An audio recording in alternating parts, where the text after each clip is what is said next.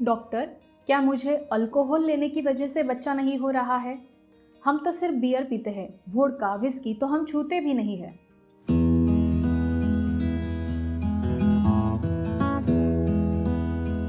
नमस्कार, myself doctor Mrinalini Manoj. I am an embryologist और मैं हमेशा आपके साथ health related informative video share करती हूँ। 2024 ये नया साल आप सभी को बहुत बहुत मुबारक हो। कल ही ऑनलाइन कंसल्टेशन में मेरी एक पेशेंट के साथ बात हुई। उन्होंने उनके रिपोर्ट्स हमें व्हाट्सएप किए थे और मेरी टीम से बात करके उनका अपॉइंटमेंट जब फिक्स हुआ और उनसे जब मेरी बात हुई तब जब मैंने उनसे कुछ सवाल पूछे तो कुछ बातें सामने आई। उन्होंने बताया कि हफ्ते में लगभग 4 से 5 दिन वो अल्कोहल लेते हैं और वो कई सालों से लेते आ रहे हैं। कई सालों से मतलब जब वो कॉलेज में थे तब से।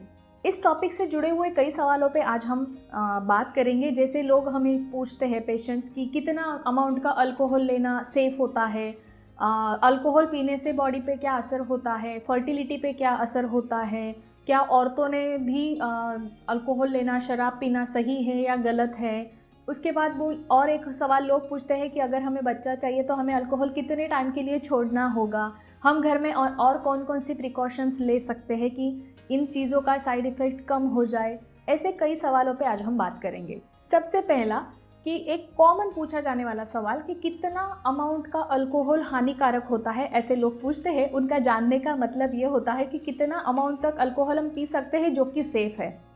अगर आप मेरी मानेंगे तो 10 ml का अल्कोहल भी पेट में जाना आपकी सेहत के लिए हानिकारक ही है। जितने भी इनफर्टिलिटी के पेशेंट्स हम देखते हैं और उन कपल्स में अगर पुरुषों की इनफर्टिलिटी का केस है, जैसे मेल इनफर्टिलिटी ये एक मेजर फैक्टर है, तो उसमें से 35% लोगों की मेल इनफर्टिलिटी का रीज़न अल्कोहल यानी कि एडिक्शन होता है। ड्रिंकिंग के कई प्रकार हम लोग सुनते आ रहे हैं। जैसे कई लोगों में बिंज ड्रिंकिंग होता है, कई लोगों में हेवी ड्रिंकिंग होता है, कुछ लोग बोलते हैं हम ओकेजनल कैजुअल ड्रिंकिंग करते हैं। अगर इसको आसान भाषा में हम समझने की कोशिश करेंगे तो बिंज ड्रिंकिंग मतलब 4 से 5 ड्रिंक आप एक ही समय पे बैठ के 2 घंटे में ख़त्म कर रहे हैं, या फिर 15 से 20 ड्रिंक्स आप हफ्ते भर में सुबह दोपहर शाम इस तरीके से कुछ तो भी आपका पैटर्न है जिसमें आप 15 से 20 ड्रिंक हफ्ते भर में ख़त्म कर रहे हैं, या फिर उसे हेवी ड्रिंकिंग कहा जाएगा। और कैजुअल ड्रिंकिंग मतलब जैसे महीने में आपने 1 या 2 ड्रिंक ले लिया तो that is called as a casual drinking और ओकेजनल ड्रिंकिंग। लेकिन हर तरीके का ड्रिंकिंग आपके शरीर पे हानिकारक असर छोड़ता ही छोड़ता है। आपके टेस्टोस्टेरोन और स्पर्म हेल्थ उसमें अफेक्ट होती ही होती है। So according to me there is no any safe limit of alcohol जो आप पी सकते हैं। अल्कोहल पीना बुरी बात है, अल्कोहल पीना ही नहीं चाहिए। अब बात करते हैं कि अल्कोहल पीने से एक्चुअली होता क्या है, अल्कोहल के क्या ऐसे साइड इफ़ेक्ट है, उसका क्या एक साइंस बेस्ड क्या है। इस तरीके से भी लोग हमसे सवाल पूछते हैं। तो मोस्ट इम्पॉर्टेंटली जब भी आप अल्कोहल पीते हैं तो आपकी सीमेन क्वालिटी पुअर हो जाती है। सीमेन क्वालिटी से मेरा मतलब है कि आपके जो स्पर्म्स होते हैं उनकी काउंट में कमी आती है, उनकी मोटिलिटी में कमी आती है, और यहाँ तक कि उनमें जो उनका शेप होता है उसमें चेंजेस यानी मॉर्फोलॉजिकल चेंजेस भी हमें देखने को मिलते हैं। उसी के साथ साथ जो आपकी ब्लड में जो हार्मोनल लेवल्स होती है, जैसे testosterone hormone, FSH hormone, LH hormone, इन सभी हार्मोन्स की मात्रा कम हो जाती है। और इन सब हार्मोन्स की मात्रा कम हो जाने की वजह से जो अंडाशय होता है टेस्टिस, उसका आकार भी छोटा हो जाता है, और ओवर पीरियड ऑफ टाइम उसमें जो स्पर्म बनने की प्रक्रिया होती है स्पर्मेटोजेनेसिस, उसमें भी असर दिखाई देता है और स्पर्म की क्वालिटी पुअर तरीका तैयार होता है। ये तो हो गई स्पर्म या सीमेन से रिलेटेड बातें। लेकिन एक्चुअली जब आप अल्कोहल इनटेक आपका बढ़ते जाता है या आप कंटिन्यूसली लेते रहते हैं तो इससे आपका सेक्स परफॉर्मेंस पे भी असर पड़ता है। कई बार पेशेंट्स या फिर वाइफ्स पुअर इरेक्शन या फिर अर्ली इजैक्यूलेशन इस तरीके की कंप्लेंट भी हम पेशेंट्स को करते हुए देखते हैं।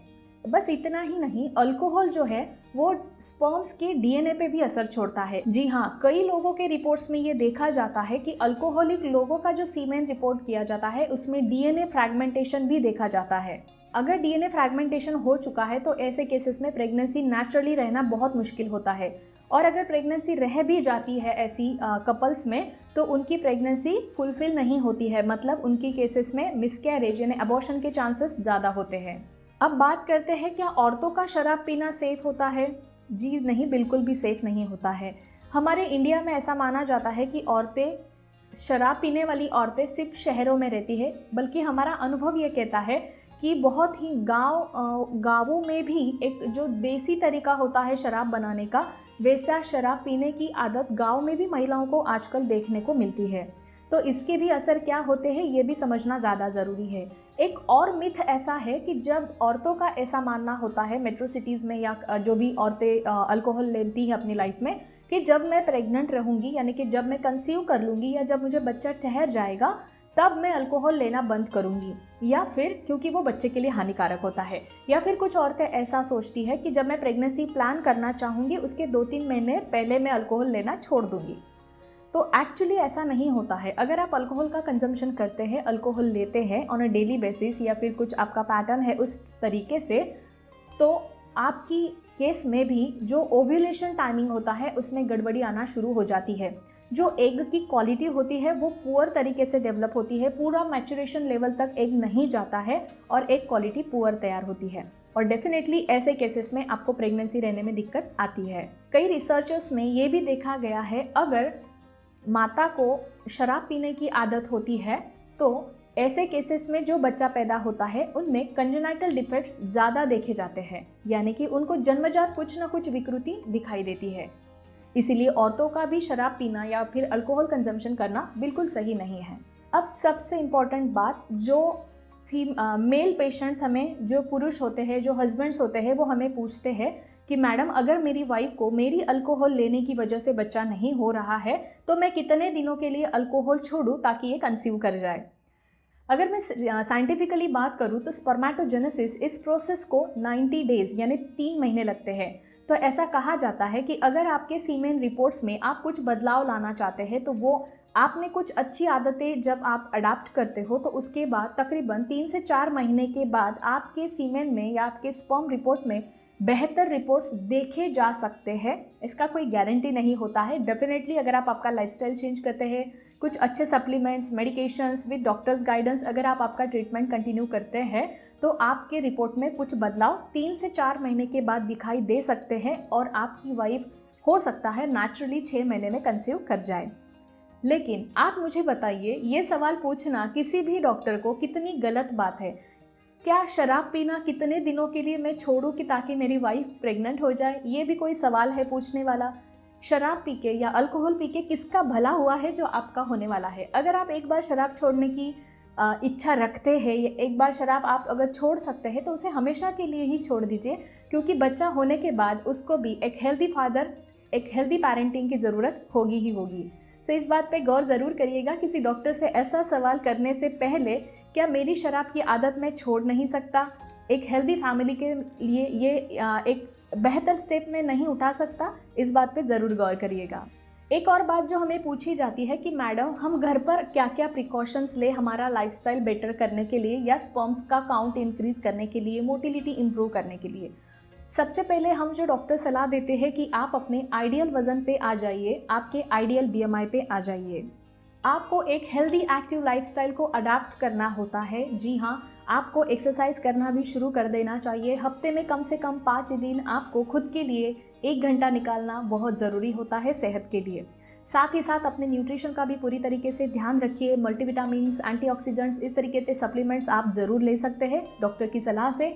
उसी के साथ साथ जो भी आपके लोकल एरिया में जो भी फ्रूट्स बन रहे हैं, सीजनल फ्रूट, सीजनल सब्जियां, फल सब्जियां, वो सब आप ज़रूर कंज्यूम करें, ज़रूर खाएं। उसी के साथ साथ दाल, मिलेट्स, ये सब चीज़ें आपको आपकी fibre intake, protein intake, carbohydrate intake, इन सभी पे आपको ध्यान देना होता है। अगर आसान भाषा में मैं समझाऊँ तो जो भी आपके घर में आपके माता पिता, दादा दादी, नाना नानी जो भी आपको खाने का आपका रिचुअल फॉलो करते थे, उस तरीके से खाना शुरू कर दीजिए। आपकी लाइफस्टाइल ज़रूर बेहतर होती जाएगी, आपकी हेल्थ बेहतर होती जाएगी, और इसी माइंडसेट से आप अपने घर में एक स्वस्थ बच्चे की कामना ज़रूर कर सकते हैं। आप सभी से एक रिक्वेस्ट मैं आज यहाँ पे करना चाहूँगी कि ये वीडियो कॉलेज जाने वाले बच्चों को, लड़के हो या लड़कियाँ हो, इनको ज़रूर दिखाइएगा, क्योंकि कॉलेज जाने की टाइम से ही, अगर जैसे मैंने शुरुआत में कहा था, उन पेशेंट से जब मैंने बात की, शायद अखिलेश नाम था उनका, तब जब मैंने उनसे बात की तो उनसे पता चला कि वो कॉलेज के टाइम से ही अल्कोहल लेना उनका शुरू हो चुका था, थोड़ा थोड़ा जो आगे चल के बढ़ते गया। तो कॉलेज टाइम में जो बच्चे यंग है उनको अगर ये अवेयरनेस पता चली कि उनकी ये आदत की वजह से आगे चल के आने वाले 5 साल के बाद उनकी मैरिड लाइफ में वो क्या फेस करेंगे, कौन सी दिक्कत उन्हें आ सकती है, अगर इसके बारे में उनको अवेयरनेस रहेगा तो सोसाइटी में इसका बहुत एक अच्छा इम्पैक्ट रहेगा। सो इट्स एन रिक्वेस्ट कि इस वीडियो को लाइक और शेयर ज़रूर करिएगा।